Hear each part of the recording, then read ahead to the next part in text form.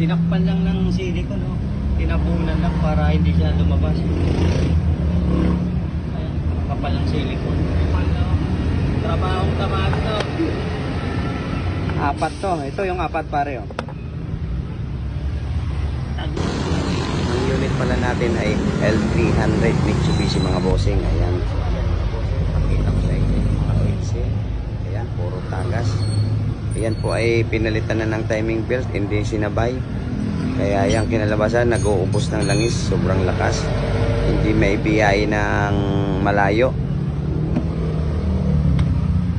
Ayan mga bossing, ano, nagpalit sila ng bagong timing belt. Hindi na nila sinabay yung ano, hindi sinabay yung mga oil seal. Kita niya puro ano, tapon, no.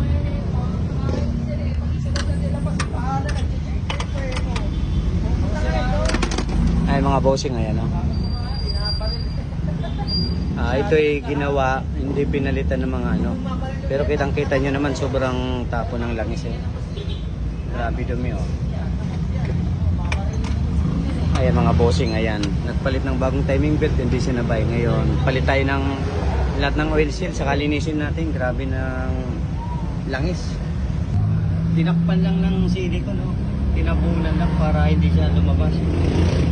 Ayan, kapal ng silicone. Trabahong tamad to. Apat to. Ito yung apat pare, oh. So ayan mga bossing, pakita ko na yung oil seal na kinabit natin. Ayan yung camshaft, ito naman yung crankshaft, at ito naman yung sa bomba ng langis. Ayan yung sa balancer. Ayan. Ayan, lahat na po yan bago, original Mitsubishi po yung kinabit natin. Ayan. So ayan, kabit na natin tong timing belt. Malinis na mga bossing ngayon, hindi na nakakadiri.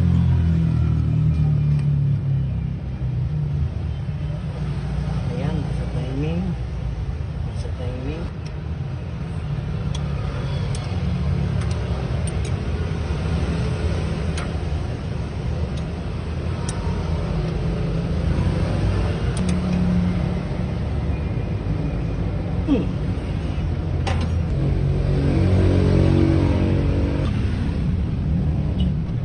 So ayan, nakabit natin timing belt.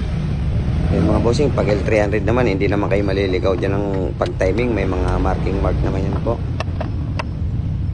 Madaling i-timing yan mga bossing, basta mga L3. Para sigurado. Ano eh?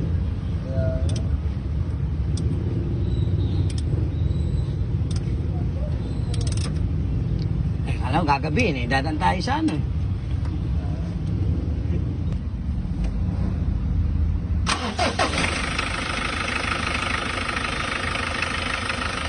Ayan, tunog makina yan.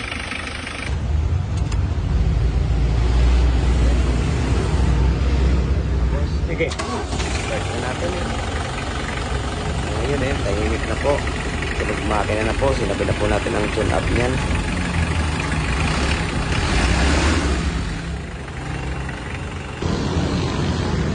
Dito ay inabot na tayo ng gabi pero natapos din natin mga bossing. Overtime nga lang.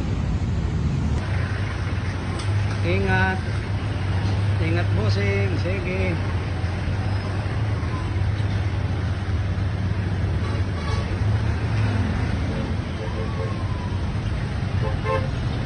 Overtime.